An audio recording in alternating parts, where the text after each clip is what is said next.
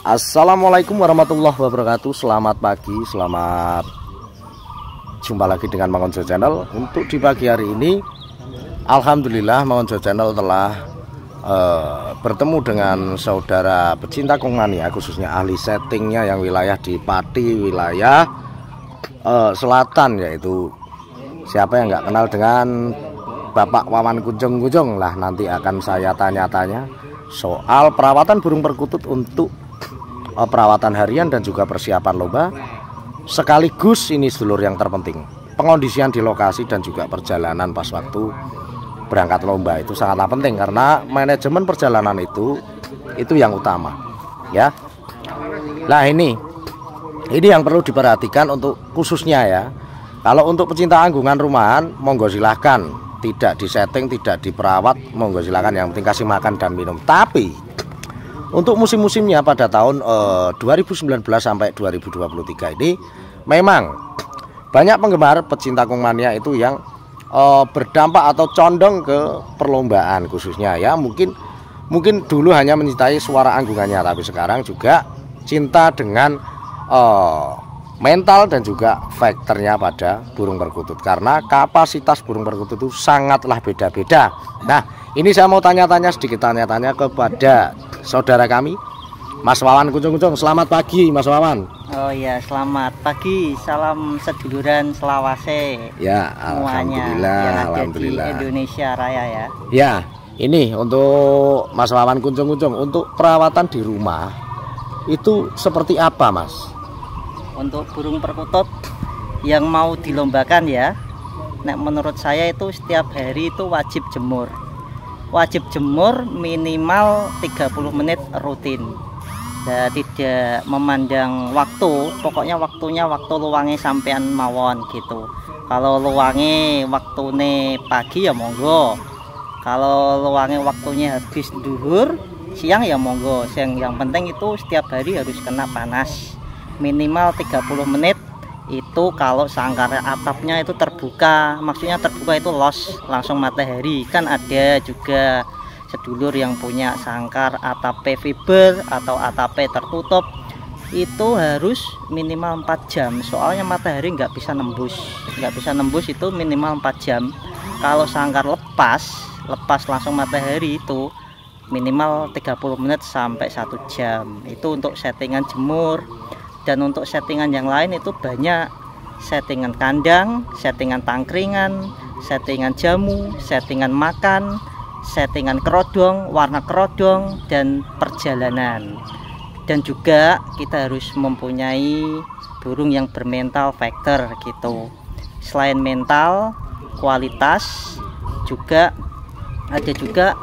Yang penting itu kita harus bisa merawat hariannya itu konsisten itu harus dijaga. Jangan kalau jemur kita tinggal kerja, itu jangan, karena di kampung itu kan banyak rintangan. Kadang ada orang yang cari daun untuk makan kerbau, sapi, itu kan bisa merusak burung kita, sayap bisa berdarah, itu juga bahaya. Kalau jemur kalau bisa ditunggui, kalau enggak setengah jam ya 1 jam, yang penting kita pantau, itu harus konsisten gitu. Untuk rawatan itu yang pertama itu jemur, terus yang kedua mandi, yang ketiga itu jamu itu burung-burung yang lain itu beda-beda, ada yang jamu dosisnya tinggi, ada yang sedang, ada yang rendah, tergantung juga per biji. Kalau jamu misalnya ya Larasati yang ada di pasaran itu ada di tertera 1 burung 2 butir. Itu kalau normalnya, kalau yang kurang birahi. Tapi kalau yang untuk yang over birahi, saya kadang pakai setengahnya satu gelintir saya potong setengah. Itu tergantung dosisnya, tergantung kita tahu burung itu hari ini moodnya gimana. Karena main itu kan ada 3, harus mantau birahi, emosi, sama mood burung. Kalau birahi terlalu kegedean dimandikan, kalau emosi terlalu kegedean ya juga dicas. Emosi stabilnya dicas sama burung lain. Terus sama mood burung lah, kalau mood burung itu nggak bisa disetting.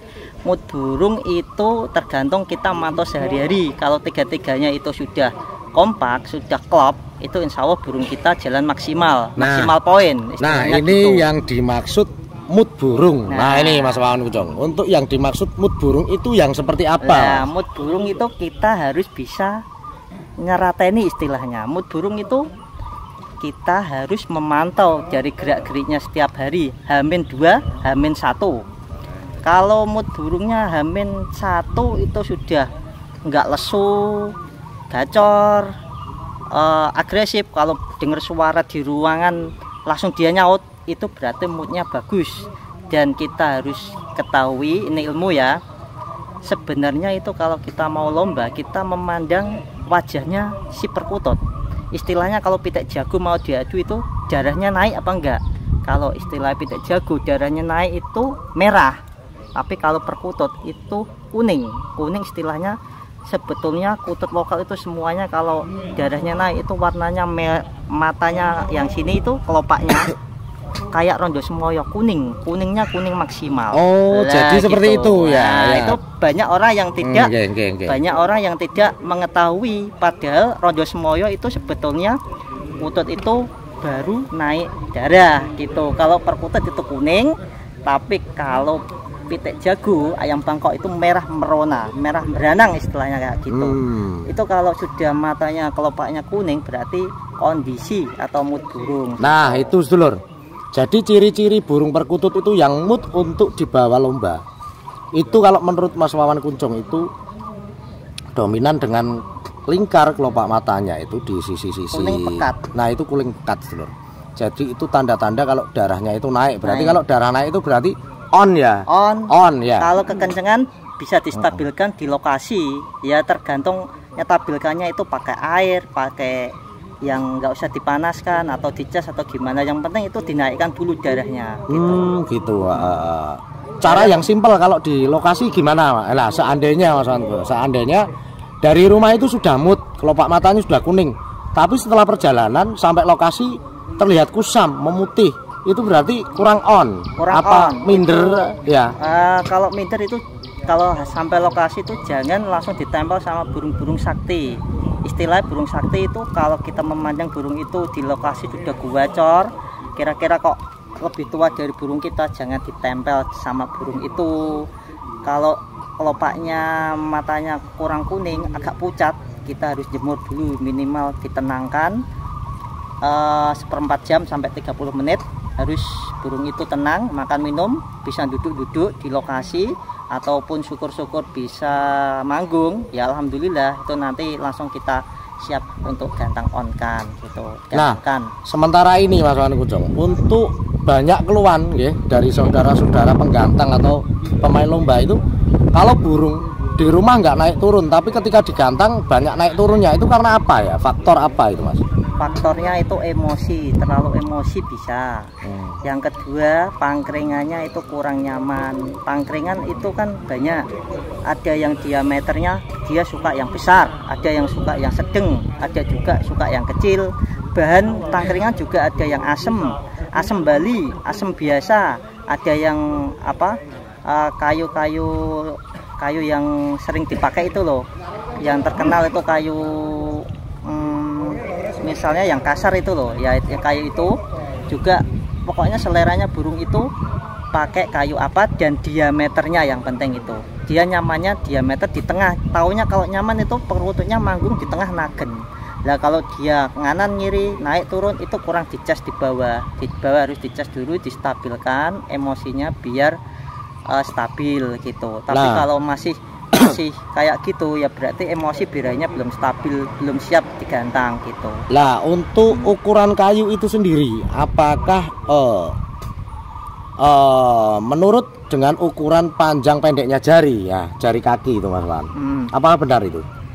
Yang penting itu dicoba, taunya nyaman enggaknya itu dicoba satu-satu. Kan kalau sebelum lomba kan kurang 1 minggu, kurang 2 minggu harus dicoba kandang ini, pangkringan ini dia cocok apa enggak.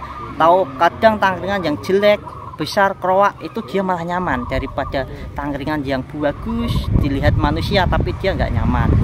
Kandang juga kadang kita pengen lomba kan dilihat orang kan pengennya bagus di luar, tapi kadang perkutut nggak nyaman. Sedangkan dikasih kandang jelek dia bisa nagen satu titik nyaman, banyak kayak gitu. Terus dikembalikan lagi ke sangkar yang jelek, sangkar yang istilahnya pakemnya yang sangkar sebelumnya yang aslinya dulu gitu, kadang kayak gitu katanya. Ya ini jadi alhamdulillah kita dapat ilmu lagi dari pemain. Ini pemain lama loh Lur, ini pemain lama, ini termasuk ini Mas Wawan Kuncung itu senior saya, termasuk senior saya. Dia itu sering saya itu bertanya ya untuk menanggulangi seperti ini. Setelah saya coba ternyata itu terbukti itu Lur. Jadi apa yang sudah pernah saya sampaikan di konten-konten Mang Ojo Channel itu sebenarnya banyak ilmu yang saya serap, yang saya ambil dari wawasan keseharian dari perawatannya Mas Wawan Kuncung. Karena Mas Wawan Kuncung itu setiap berangkat perlombaan itu bisa dipastikan kalau burungnya betul-betul enggak burung yang bagus atau burung yang jadi dia enggak berangkat. Seperti itu. Jadi itulah suatu pedoman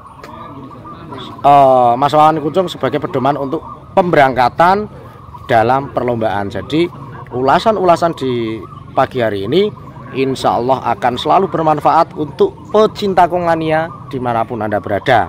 Ya, salam-salam, titip salam-salam untuk sedulur. Salam di YouTube sedoyo nggih.